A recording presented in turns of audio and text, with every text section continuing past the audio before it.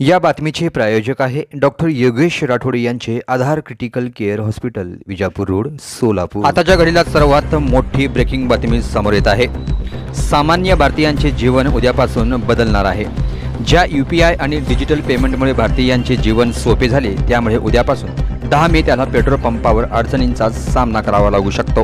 कारण petrol pump मालकांनी UPI आणि इतर डिजिटल प्लॅटफॉर्मवर पैसे न स्वीकारण्याची घोषणा केली आहे। डिजिटल पेमेंटद्वारे वाढत्या सायबर फसवणुकीमुळे देशातील अनेक शहरांमधील पेट्रोल पंप मालकांनी डिजिटल माध्यमातून पेमेंट न स्वीकारण्याचा निर्णय घेतला आहे।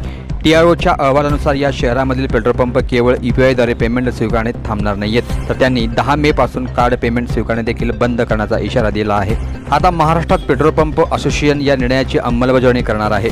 सोलापुरात त्याचे पडसाद पडणार का हेही पाहणं महत्त्वाचं ठरणार आहे। अशा परिस्थितीत देशभरात काय प्रतिसाद मिळतो हे पाहणं आता बाकी आहे।